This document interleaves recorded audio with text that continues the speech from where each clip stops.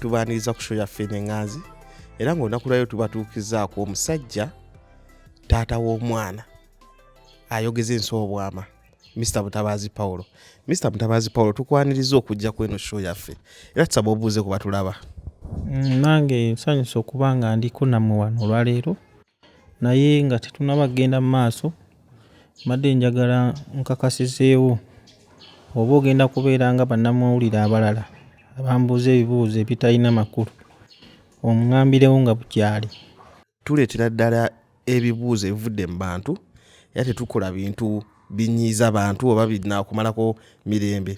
Naye ng'ekibuuzo ekisooka ennaku bbiri twakulaba naye kati tulaba enkyukakyuka ezze oteddeko ku mubiri. Omubiri guno guvuddewa? Kale nga naye wobimanyi omuntu avuddeko eruweeru nagendako eruweeru naliyo era mbadde mu Kizito zooni eyo Luweeru. Wenjogerera wenzijidde wano e Kampala sanze abantu bangi nga mwe muli ne Maama Fiina. Nagendayo okukola omulimu nampa ku ssente. Weyampa ku ssente nasookera era bwe navaayo bwe nti namwebaza natuukira ku Hakuna Matata.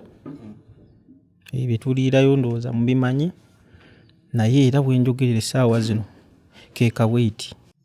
Kituufu nnyo era nga mumulaba weekyekyuse akasusu keeko omusajja anyiridde. So kati tuwulira nti ensonga ya mutabani wogende bwere Dubai yali alinayo show. Twawulira nti no wali ogaanyi nga bamaneja ab'e Dubai basobola kuweza tiketi bbiri nga tiketi emu ya Manager Francis, tiketi endala ya mwana.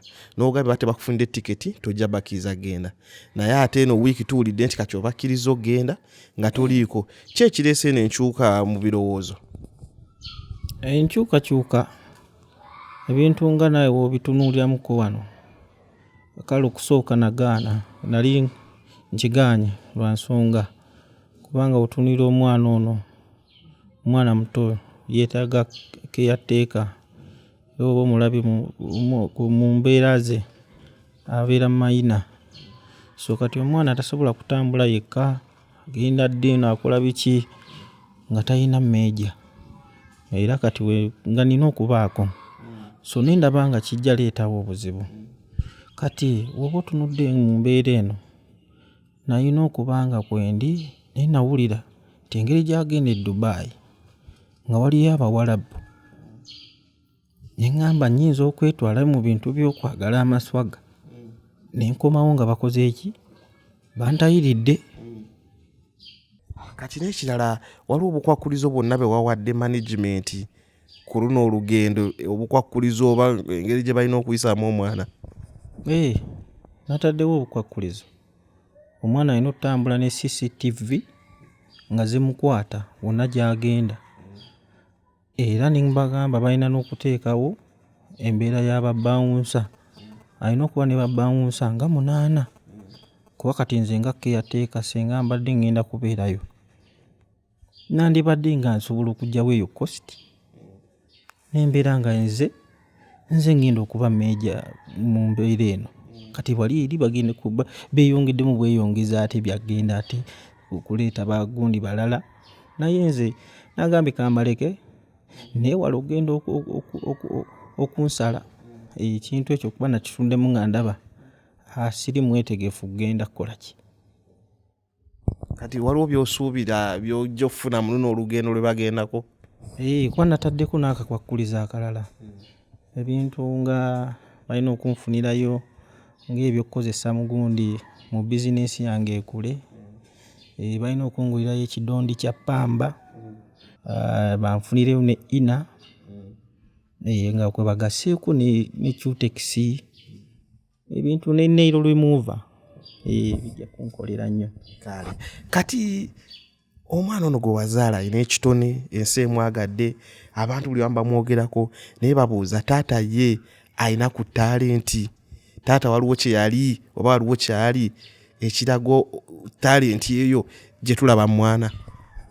Kale nga bw'omanyi naawe tojja kusanga muti gwa muyembe osangeko ate emicungwa omwana oyo nze nga kitaawe naliko omuyimbi kuva dda kuba kati bw'oba otunudde maama wange yantumanga ebibiriiti era nali mwangu nnyo nziruka ngenda nkiyimba kibiriiti era nnyimba ekibiriiti kati ebintu ng'ebyo byandeetangamu okuyimba okwo era kinsanusiza nti n'omwana wange Fresh Kid Uganda ekintu akikwasaganyizza nga bwe kyali nze nali muyimbi nnyo.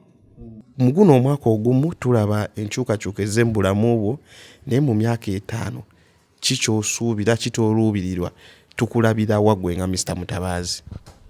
Kale nga nze Mutabaazi Paulo ekintu oba okitunuuliddemu ndabye nga nange waliwo akaseera kagenda otuuka mbeere nga ndi muyimbi nga mpise ku Fresh Kid nga simumanyi ate waliwo ne otuulamu nzaala abaana abalina ebitone ekitone oba otunudde tekijja kukoma ku Fresh Kid yekka era bwe njogerera mbadde empulaninga kuzza maama w'abanda twongereyo obwo obwana nga 7 bwana obwo 7 mbeere nga at least buli kaana olaba nga akaana kagenda kuleetera miliyoni emu buli mwezi miliyoni nga 7 buli kaana. Waliwo ky'omuyambye ng'omwana?